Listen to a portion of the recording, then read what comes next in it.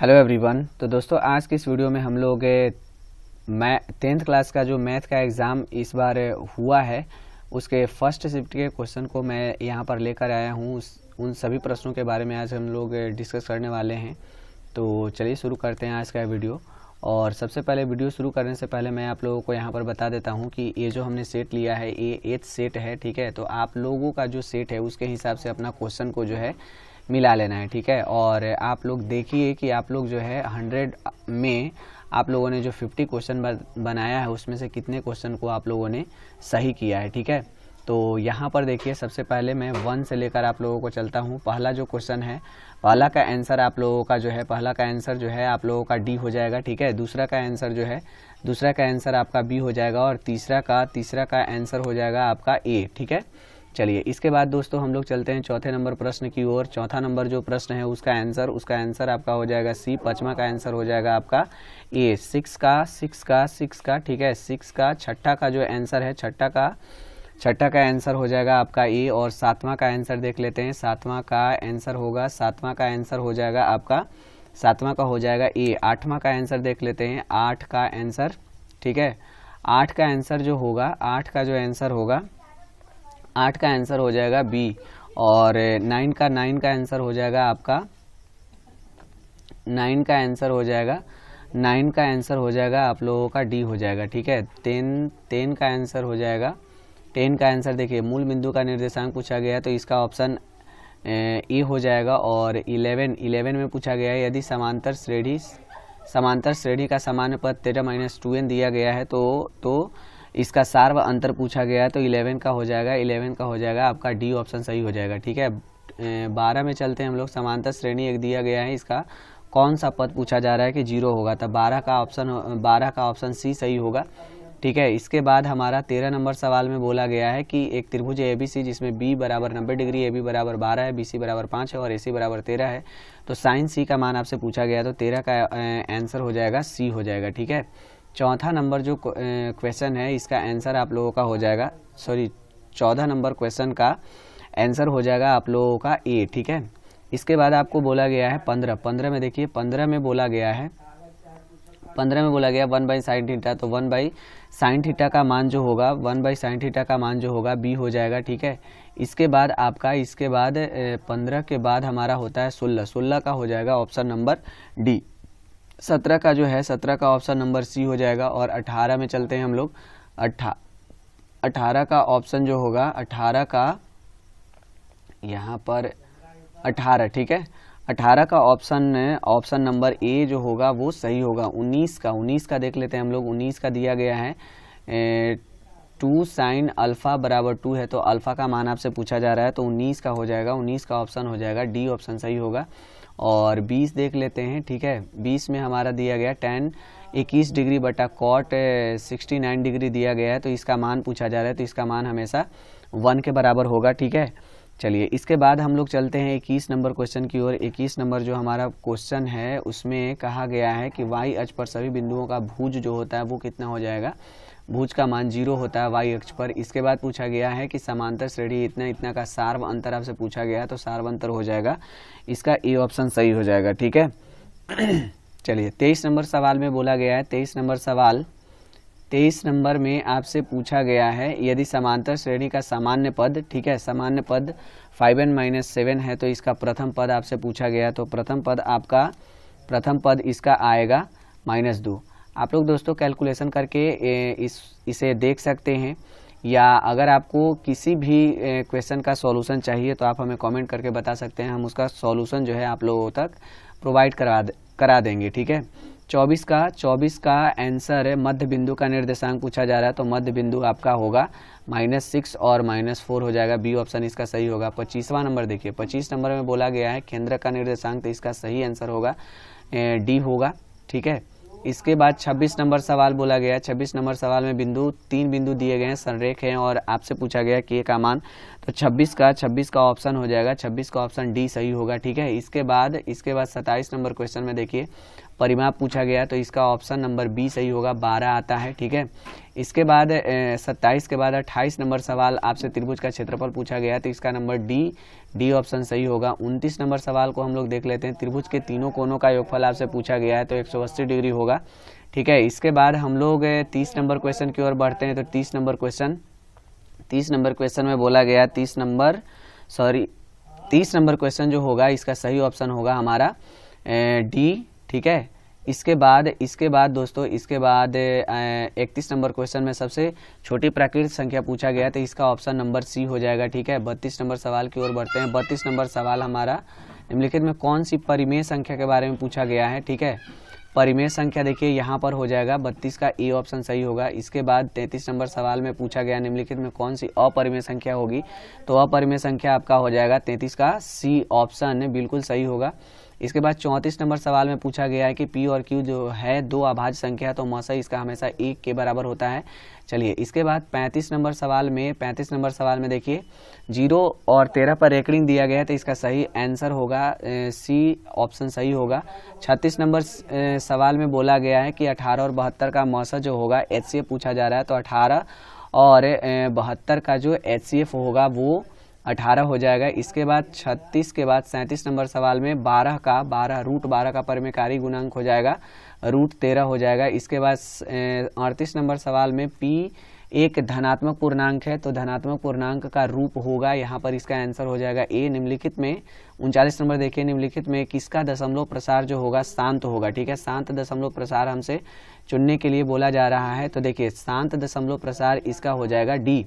ठीक है, 39 का हो जाएगा डी। और 40 नंबर सवाल देखते हैं। 40 नंबर में बोला गया निम्नलिखित में से किसका दशमलव प्रसार जो होगा अशांत होगा, तो अशांत दशमलव प्रसार हो जाएगा 40 का ऑप्शन सी सही होगा। ठीक है, 41 नंबर में बोला गया है कि वृत्त की परिधि और क्षेत्रफल समान है, तो व्यास पूछा गया। ठीक है, यहाँ पर देखिए परिधि का मतलब होता है 2 पाई आर। ठीक है, और क्षेत्रफल का मतलब होता है पाई आर स्क्वायर। तो यहाँ से देखिए एक आर से एक आर तो आपका कट गया, पाई से पाई कट गया, तो आर का मान आपका 2 आ रहा है। लेकिन यहाँ पर पूछा गया है आप लोगों से व्यास पूछा गया, तो इसका सही ऑप्शन हो जाएगा डी। व्यास दुगना होता है तो 4 हो जाएगा। ठीक है, इसके बाद आपसे पूछा गया है कि 3 सेंटीमीटर त्रिज्या वाले गोले का आयतन हो जाएगा। गोले का आयतन हम लोग निकाल सकते हैं, होता है 4/3 पाई आर क्यू। आर के जगह पर हो जाएगा 3 का क्यू हो जाएगा। ठीक है, तो यहाँ पर देखिए 4/3 हो जाएगा और पाई यहाँ 27 होगा, यहाँ 3 से आपका कट जाएगा 9 बार में, तो 9 चौका 36 पाई आपका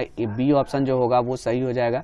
43 का देखिए, 43 में दिया गया है यदि एक वृत्त की परिधि दिया गया है 10 पाई यानी 2 पाई आर बराबर आपका दिया गया 10 पाई, तो पाई से पाई आपका कट जाएगा यानी आर बराबर आपका आ जाएगा 5, और क्षेत्रफल निकाल लेते हैं तो क्षेत्रफल हो जाएगा पाई आर स्क्वायर यानी 25 यानी 25 पाई यानी इसका ऑप्शन नंबर सी सही होगा।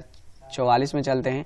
घन का लंबाई चौड़ाई और ऊंचाई दिया गया है, तो इसके विकर्ण पूछे जा रहे हैं, तो विकर्ण हो जाएगा 8 का स्क्वायर हो जाएगा 64 और 6 का स्क्वायर हो जाएगा 36 और 5 का स्क्वायर हो जाएगा 25, यानी टोटल आपका हो जाएगा रूट अंडर 125 और 125 का वर्गमूल जब निकाला जाएगा तब 5√5 आता है, यानी इसका हो जाएगा 5√5 सेंटीमीटर, यानी इसका ए ऑप्शन सही हो जाएगा। ठीक है, एक बार फिर से इसको हम लोग देख लेते हैं। 8 का 64 और 6 का 36 और 5 का 25 हो जाएगा 36 और 64 हो जाएगा 100 और 125। ठीक है, इसका सही आंसर होगा आपका 5√5 सेंटीमीटर होगा। ठीक है, इसके बाद आगे देखिए, आगे सवाल लिखा गया है 4 सेंटीमीटर त्रिज्या वाले अर्ध वृत्त का क्षेत्रफल आपसे पूछा गया, तो अर्ध वृत्त का क्षेत्रफल होता है हाफ पाई आर स्क्वायर हो जाएगा। हाफ पाई का मान भी आपको रखना है 22/7 रख दीजिए, और आर हो जाएगा 4 × 4। ठीक है, तो यहाँ से आपका 2 से ये कट गया तो 4 दूना 8 हो जाएगा, और 22 में 8 से गुना कर दीजिए, 8 दूना 16 176 और बटा में 7 हो जाएगा, तो इसका ऑप्शन हो जाएगा डी। चलिए, इसके बाद दोस्तों 46 नंबर क्वेश्चन की ओर बढ़ते हैं हम लोग। 46 नंबर देखिए क्वेश्चन दिया गया, निम्नलिखित में कौन सी घटना प्रायिकता नहीं हो सकती है। ठीक है, तो प्रायिकता का जो मान होता है वो 0 होता है, 0 से बड़ा होता है, और 1 होता है और 1 से छोटा होता है। तो यहाँ पर देखिए नहीं होने का बात कर रहे हैं, तो 25% तो होगा। ठीक है, इसके बाद 3/2 है, 3/2 को अगर हम लोग भाग देते हैं तो 1 यहाँ पर हो जाएगा 1 दशमलव में आपका हो जाएगा, यानी इसका आता है 1.5 जो कि प्रायिकता संभव नहीं है। चलिए इसके बाद 47 नंबर में बोला गया प्रायिकता का न्यूनतम मान किसके बराबर होता है, तो इसका ऑप्शन नंबर ए के बराबर हो जाएगा। ठीक है, आगे बोला गया है कि एक पासा को फेंका गया विषम आने की प्रायिकता, तो पासा को फेंकते हैं तो विषम आने की प्रायिकता सबसे पहले तो नंबर ऑफ एस हो जाएगा टोटल 6 और नंबर ऑफ ई हो जाएगा आपका, देखिए विषम संख्या आपका कौन कौन होता है, तो विषम संख्या होता है 1 होता है, 3 होता है, उसके बाद 5 होता है, तो यानी हो जाएगा टोटल 3, तो 3/6 हो जाएगा, यानी 2 बार में कट जाएगा तो 1/2 आपका सही ऑप्शन होगा। ठीक है, इसके बाद आपका 49 नंबर सवाल देखिए, 49 नंबर है, यदि मैच जीतने की प्रायिकता इतनी है तो हारने की प्रायिकता हो जाती है 0 में से आप 0.7 को, ठीक है सॉरी 1 में से आपको कितना घटा देना है, 0.7 को घटा देना है, तो आपका कितना आ जाएगा, आपका आ जाएगा 0.3 आ जाएगा। अब इसको हम लोग दशमलव में बदलेंगे तो 3/10 होगा, तो इसका सही आंसर होगा सी, 49 का आपका सी ऑप्शन सही होगा। चलिए 50 नंबर है, अच्छी प्रकार फेंटी गई एक ताश की गड्डी से एक पत्ता को यादृच्छा निकाला जाता है तो काला रंग का बादशाह, देखिए बादशाह का टोटल पत्ता होता है 4 में से 2 रंग होते हैं काले, तो 2 हो जाएगा, टोटल 52 होता है, तो यानी आपका 26 यानी 1/26 आपका ए वाला ऑप्शन सी ऑप्शन सही हो जाएगा। चलिए 51 नंबर सवाल में बोला गया है, 51 नंबर सवाल हम लोग देख लेते हैं। देखिए 51 नंबर सवाल, हाँ सर हमारा हो जाएगा 10। ठीक है, चलिए इसके बाद दोस्तों, इसके बाद हम लोग देख लेते हैं 52 नंबर सवाल। 52 नंबर सवाल में बोला गया है कि PR² बराबर PQ² प्लस QR² बोला गया है, तो इसमें आपका देखिए ए पाइथागोरस प्रमेय को फॉलो करता है, तो इसका ऑप्शन नंबर डी ही सही होगा। ठीक है, इसके बाद देखिए, इसके बाद 53 नंबर सवाल में बोला गया है, 53 नंबर सवाल, ठीक है 53 नंबर सवाल में आपको x का मान पूछा जा रहा है, पाइथागोरस प्रमेय यहाँ पर हम लोग थेल्स प्रमेय लगाएंगे। थेल्स प्रमेय लगा करके अगर आप x का मान निकालते हैं तो इसका सही आंसर आने वाला है। ठीक है, इसका सही आंसर आएगा आपका शायद 4 आता है, आप लोग कैलकुलेशन करके देख लीजिएगा। ठीक है, इसके बाद देखिए, इसके बाद यहाँ पर आपका 53 के बाद 54 नंबर सवाल, ठीक है 54 नंबर सवाल में देखिए बोला गया है, यहाँ पर भी हम लोग थेल्स प्रमेय को ही लगाएंगे। देखिए यहाँ पर आपको बोला गया है कि एक त्रिभुज है, ठीक है एक त्रिभुज है आपका ABC बोला गया है, ABC बोला गया है, ABC में आपको बोला गया है कि D जो है वो BC के समानांतर है, यहाँ पर D होगा, यहाँ पर E होगा। इसके बाद देखिए AD/DB दिया गया है, AD/DB दिया गया है, 4/5 दिया गया है, बराबर में AC दिया गया है, AC/ यहाँ पर AD/DB का मान दिया गया है 4, ठीक है यहाँ पर 4:5 दिया गया और AC का मान टोटल दिया गया है 18, ये पूरा 18 दिया गया है। ठीक है, यहाँ से यहाँ तक 18 दिया गया, तो आपसे पूछा गया है AE का मान पूछा गया है। ठीक है, तो आप देखिए इसको सिंपली ऐसे बना लीजिए, इसको 4 रखिए और इसको 5 रखिए। ठीक है, तो यहाँ से आप इसको भी इसी तरह से अनुपात में बांट दीजिए। यहाँ पर लिख सकते हैं AB बटा AD लिख दे रहे हैं, बराबर में AC बटा AE लिख दे रहे हैं। ठीक है, तो यहाँ पर देखिए AB का मान टोटल हो जाएगा 5 4 9 हो जाएगा, AD का मान 4 है और यहाँ से AC का मान आपको 18 मिल जाएगा और AE का मान यहाँ से निकाल सकते हैं, तो 9 से ये आपका 2 बार में कट गया, यानी AE बराबर हो गया आपका 8 सेंटीमीटर। ठीक है, चलिए इसके बाद देखिए, इसके बाद हमारा 55 नंबर सवाल बोला गया है कि 6 सेंटीमीटर त्रिज्या वाला वृत्त पर खींची गई 2 समांतर स्पर्श रेखा के बीच की दूरी। देखिए यहाँ पर एक वृत्त बन गया, वृत्त में यहाँ पर हम लोग त्रिज्या को यहाँ ले गए, त्रिज्या कितना है 6 सेंटीमीटर, एक त्रिज्या को यहाँ पर ऐसे खींच लीजिए, ये भी 6 सेंटीमीटर हो गया। यहाँ पर समांतर स्पर्श रेखा खींचा गया, तो आप देख सकते हैं टोटल लंबाई, टोटल बीच की दूरी हो जाएगा 6 और 6 12। ठीक है, इसके बाद हमारा 56 नंबर सवाल देखिए, 56 नंबर सवाल, किसी बाह्य बिंदु से वृत्त पर खींची गई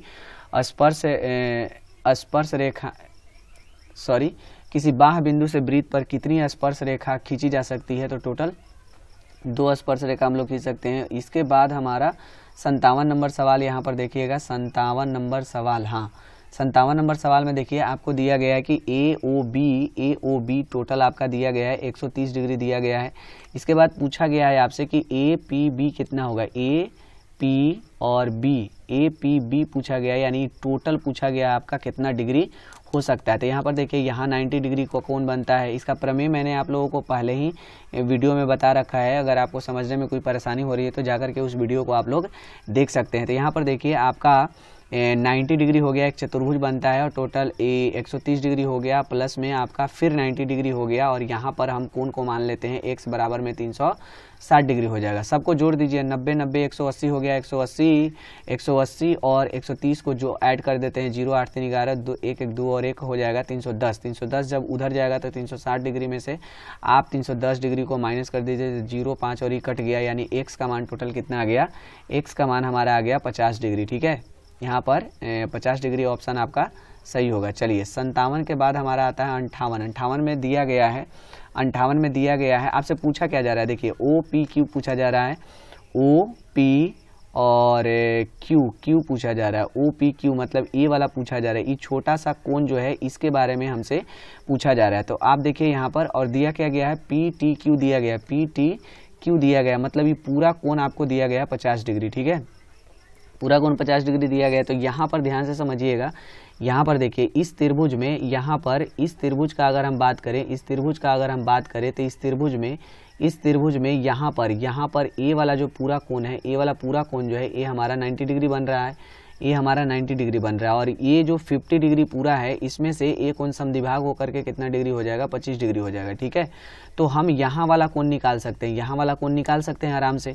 ठीक है, टोटल 180 में से आप घटा दीजिए कितना, 5 और 9 2 11, 180 डिग्री में से आप 115 डिग्री को घटा दीजिए तो 5 और ये बच जाएगा 7, 7 में से आपका 1 जाएगा तो 6, 65 डिग्री टोटल आता है। ठीक है, और ये वाला तो कट जाएगा।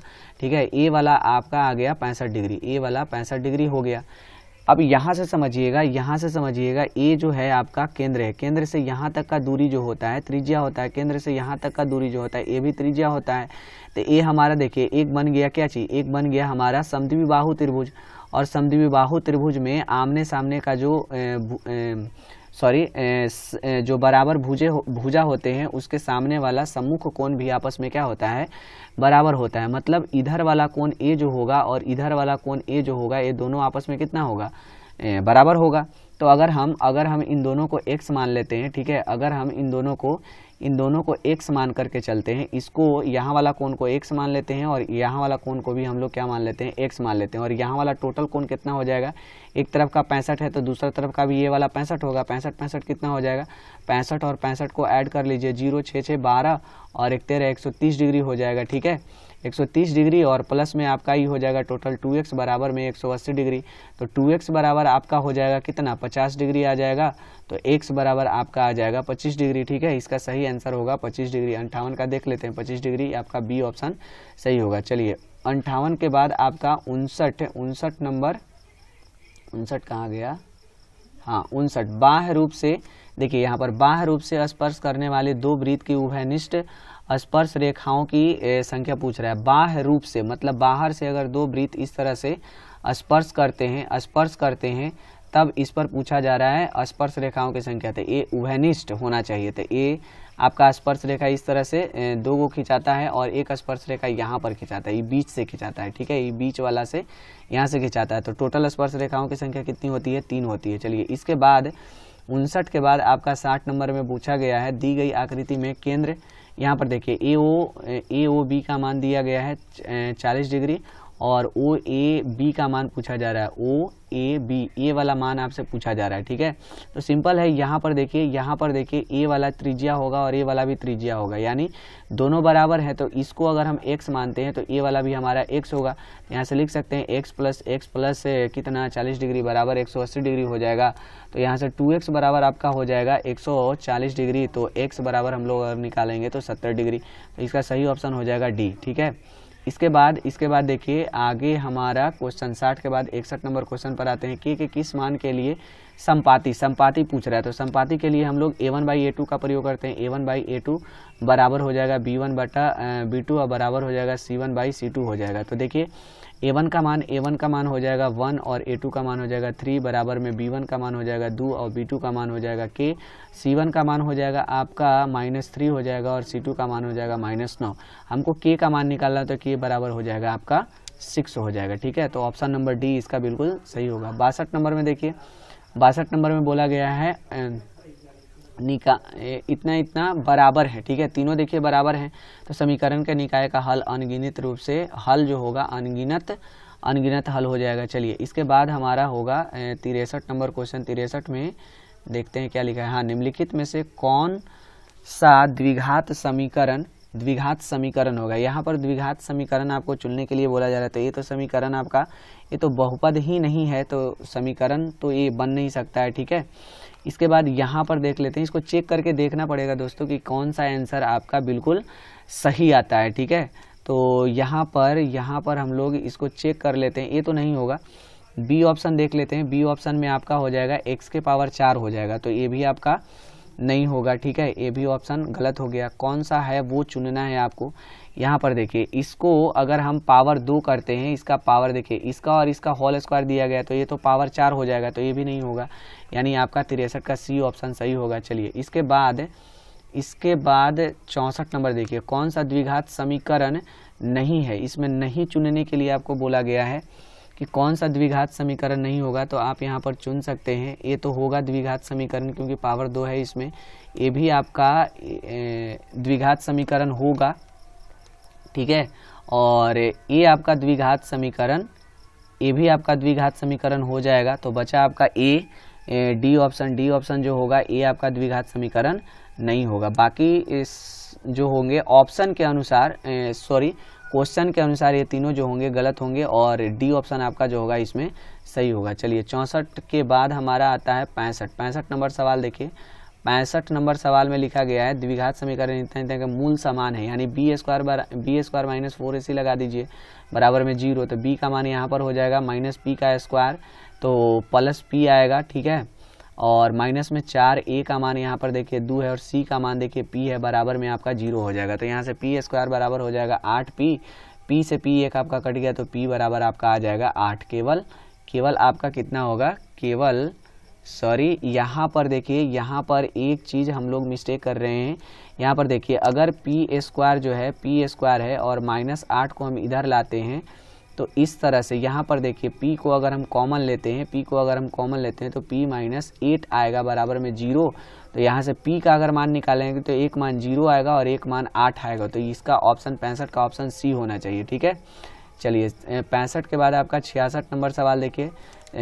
समीकरण आपका x स्क्वायर माइनस के x प्लस 4 का मूल वास्तविक नहीं है, तो k का मान आपको ज्ञात करना है। तो यहाँ से लगा दीजिए बी स्क्वायर माइनस में 4ac, और मूल वास्तविक नहीं है। वास्तविक मूल कब नहीं होता है, जब d का मान जो है, d का मान आपका छोटा हो जाता है किससे, 0 से। तो यहाँ पर आपका हो जाएगा k माइनस के का स्क्वायर कर दीजिए, माइनस में 4, a का मान 1 और c का मान यहाँ पर देख सकते हैं आपका 4 है, और यहाँ बराबर नहीं देंगे। ठीक है, तो k स्क्वायर माइनस में 16, और ठीक है, तो k square is less than आपका यहाँ पर 16 इधर आ जाएगा। तो k का मान अगर निकालेंगे तो √16, और k बराबर आपका हो जाएगा ±4 हो जाएगा। ठीक है, तो यहाँ पर हम लोग देख सकते हैं ऑप्शन के अनुसार मिला लीजिए, k बराबर आपका 4 तो होगा नहीं। ठीक है, k इज ग्रेटर देन तो नहीं होने वाला है, k इज लेस देन आपका a वाला। ठीक है, a वाला जो होगा k इज लेस देन होगा -4। ठीक है, तो यहाँ पर आपका ए वाला ऑप्शन सही हो जाएगा। ठीक है, चलिए इसके बाद दोस्तों यहाँ पर ध्यान दीजिएगा। इसके बाद क्या बोला गया है, इसके बाद 67 नंबर देखिए। अल्फ़ा और बीटा आपको दिए गए हैं, अल्फ़ा प्लस बीटा बराबर अल्फ़ा प्लस बीटा माइनस √3 बराबर आपको मान निकालना है। तो यहाँ पर देखिए सीधे आप पुट कर दीजिए, अल्फ़ा प्लस बीटा बराबर होता है -b/a होता है, और यहाँ पर -√3 माइनस b का मान देख सकते हैं, b का मान आपका है माइनस में √3, तो माइनस माइनस हो जाएगा प्लस इतना और 1 और ये माइनस में √3, तो घटाइएगा तो आपका हो जाएगा 2√3 हो जाएगा। तो इसका ऑप्शन आपका सी हो जाएगा। चलिए इसके बाद 68 नंबर सवाल देख लेते हैं। समांतर श्रेणी का 14वां पद पूछ रहा है, तो 14वां पद बराबर हो जाएगा a + 13d हो जाएगा। a का मान देखिए 3 है और प्लस 13 गुना डी का मान देखिए 7 में से 3 घटा लीजिए तो 4 आ जाएगा। तो यहाँ से हो जाएगा 3 + 13 = 52 और यहाँ पर हो जाएगा 55। ठीक है, तो 55 आपका ऑप्शन सही होगा। चलिए इसके बाद 69 नंबर निम्नलिखित में से कौन सा समांतर श्रेणी में है। तो यहाँ पर आपको सारवंतर चेक करना पड़ेगा, किसका सारवंतर जो है समान आता है। तो सबसे पहले इसका हम लोग चेक कर लेते हैं। -6 में से अगर -8 को घटाते हैं तो देखिए -6 में से माइनस माइनस प्लस हो जाएगा, यानी 2 आएगा यहाँ पर। इन दोनों को अगर घटा करके देखिए, इन दोनों को घटाते हैं तो -4 और माइनस माइनस प्लस 6, तो इसका भी आंसर 2 आएगा। इन दोनों को घटाते हैं तो -2 और घटाओ माइनस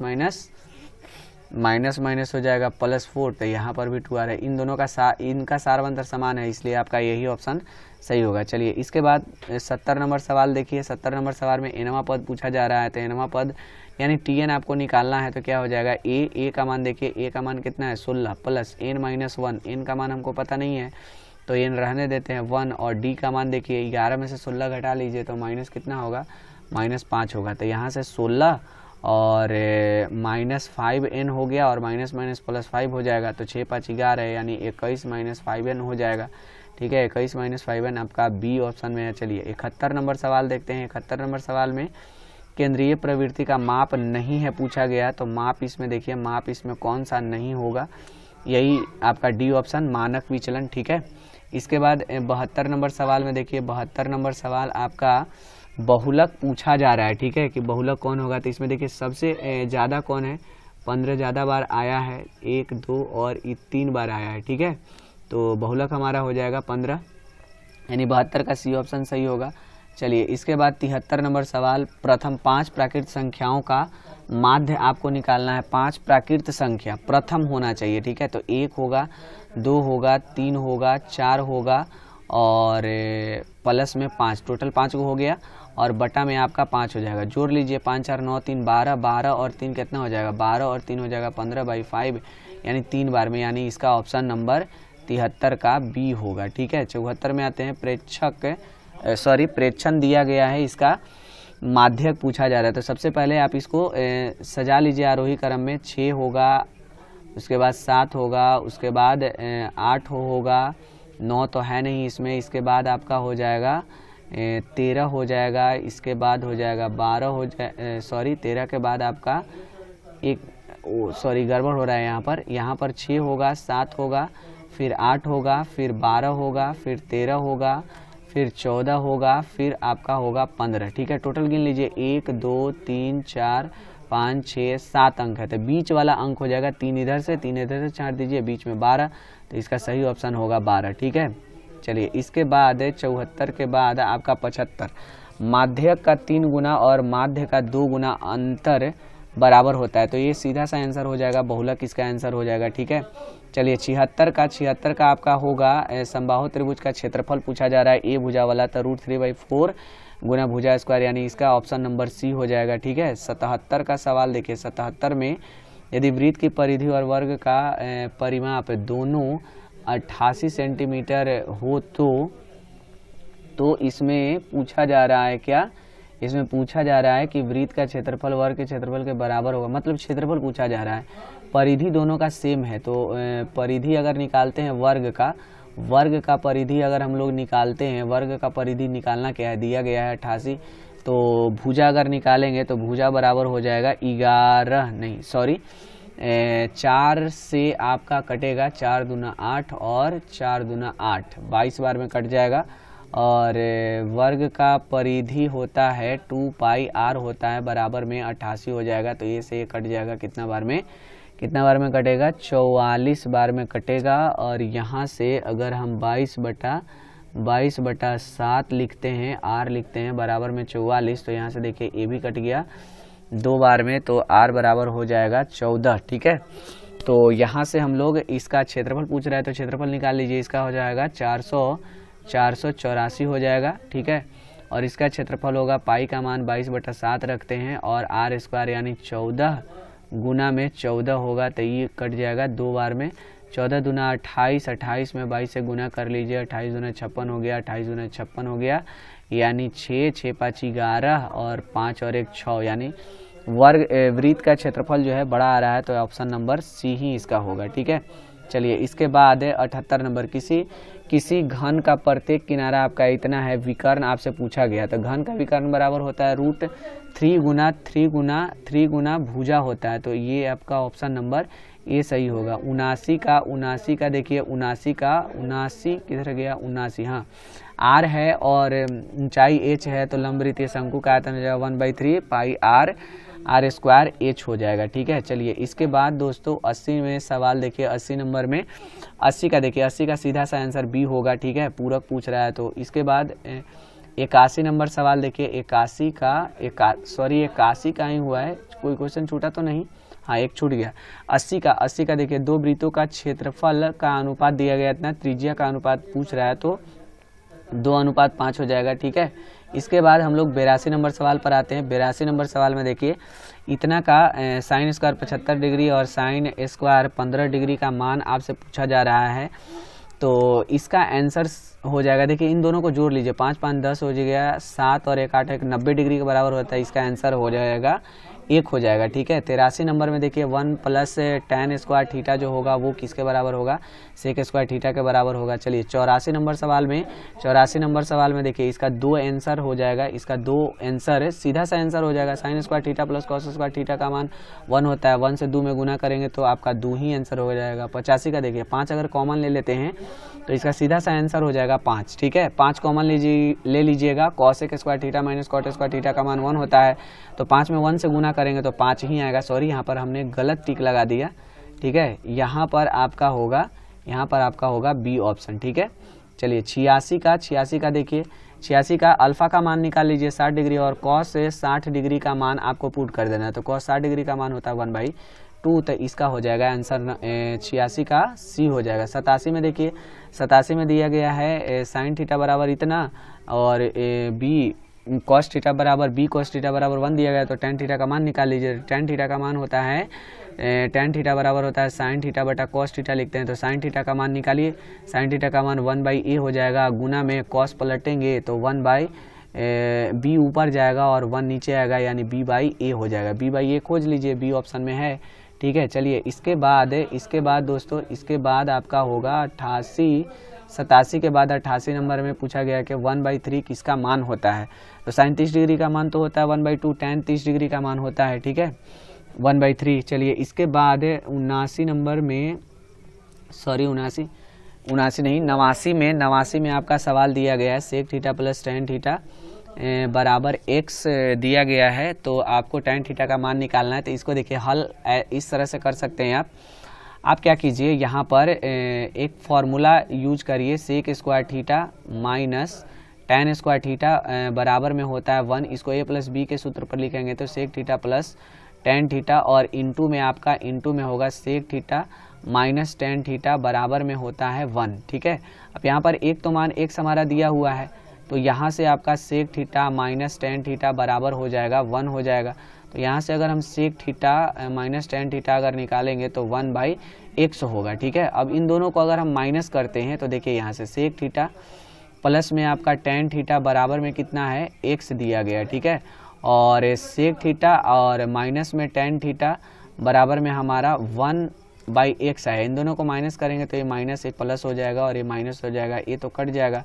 यानी 2 tan थीटा बराबर आपका आ गया x - 1/x आ गया, यानी 2 tan थीटा बराबर हम लोग क्या लिख सकते हैं, यहाँ से x² - 1 बटा x लिख सकते हैं, तो tan थीटा बराबर हमारा सिंपली आ गया x² - 1 और बटा में 2 आ जाएगा, तो इतना। ठीक है, तो इसका आंसर आपका हो जाएगा बी ऑप्शन, इसका आंसर हो जाएगा। ठीक है, चलिए 90 नंबर क्वेश्चन देख लेते हैं। 90 नंबर में साइन स्क्वायर यहाँ पर अल्फा दिया गया है प्लस में 1, और इसको अगर हम तोड़ते हैं 1 + tan स्क्वायर फाई के बदले लिख सकते हैं सेक स्क्वायर फाई लिख सकते हैं। चलिए साइन स्क्वायर फाई प्लस 1/सेक स्क्वायर फाई के बदले लिख सकते हैं कॉस स्क्वायर फाई, और इतना के बदले हम लोग क्या लिखते हैं, 1 लिखते हैं।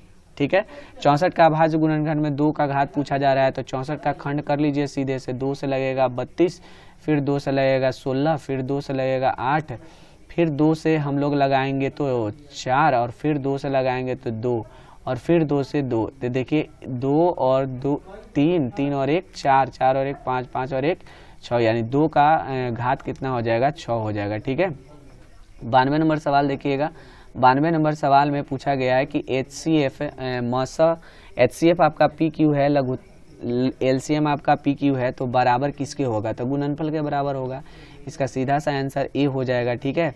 चलिए इसके बाद 93 नंबर सवाल में किसी बहुपद की घात होती है भिन्न, मतलब होता है, क्या होता है, तो पूर्ण संख्या होता है। ठीक है।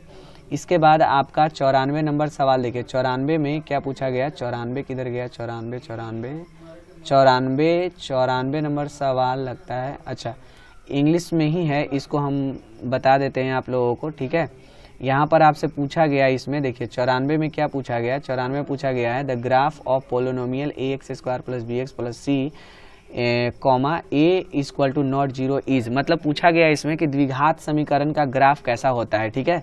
तो द्विघात समीकरण का जो ग्राफ होता है वो होता है परवलय। ठीक है। द्विघात समीकरण का जो ग्राफ होता है वो होता है परवलय। 95 का है 0,2,8 वाले बहुपदों की संख्या पूछा जा रहा है, बहुपदों की। इसके बाद 96 नंबर सवाल हमारा बोला गया है कि बहुपद का शून्यक दिया गया 2 6, तो इसका पूछा गया है कि वो बहुपद क्या हो सकता है, तो इसका ऑप्शन नंबर डी हो जाएगा, x² - 8x + 12 हो जाएगा। आप इसे सॉल्व करके भी देख सकते हैं। ठीक है। तो 96 के बाद हमारा 97 आएगा। 97 में देखिए इसका बोला गया है कि y² + 6 16y + 55 के शून्यक हो सकते हैं, तो दोनों के दोनों ऋणात्मक होंगे। आप लोग इसे सॉल्व करके देख सकते हैं। 98 का देखिए, 98 में बोला गया है 2x² + 5x - k के शून्यक एक दूसरे के व्युत्क्रम है, तो k का मान ज्ञात करना है, यानी एक आप मान लीजिए अल्फा और एक मान लीजिए 1/बीटा, तो यहाँ से हो जाएगा अल्फा बीटा बराबर 1, और इसका होता है c बटा a होता है बराबर में 1। c का मान देखिए -k है और a का मान है 2, बराबर में हो जाएगा 1, तो यहाँ से k बराबर आपका हो जाएगा -2 हो जाएगा। ठीक है। तो इसके बाद देखिए, इसके बाद हमारा 98 के बाद 99, ठीक है, 99, यहाँ पर 99 दिख नहीं रहा है। ठीक है।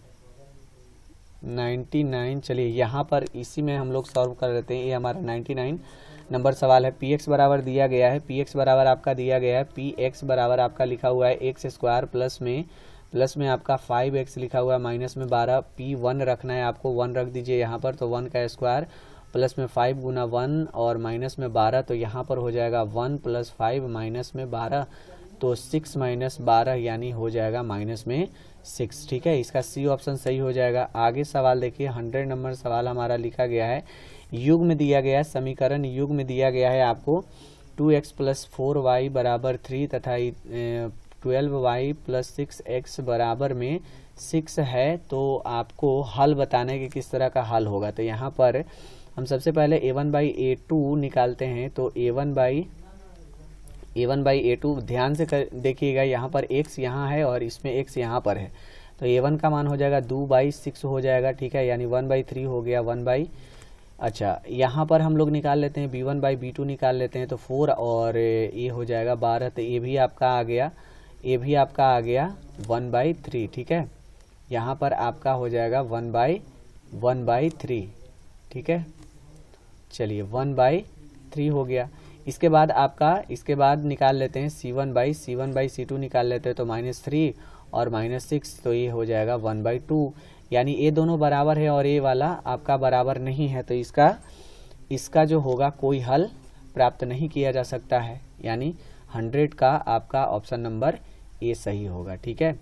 तो चलिए दोस्तों, मिलते हैं फिर अगले सेशन में, और अगला जो हमारा सेशन होगा उसमें मैं आप लोगों को सेकंड शिफ्ट में जो भी क्वेश्चन आए हैं मैथ का, ऑब्जेक्टिव का, वो सारे क्वेश्चन मैं आप लोगों को करवाने वाला हूं। आप उसे देख लीजिएगा और एक बार उसे जाकर के मिला लीजिएगा। आप 100 में जो 50 क्वेश्चन आप लोगों को बनाने के लिए दिया गया था, उसमें से आप लोगों ने कितना सही और कितना गलत किया। ठीक है।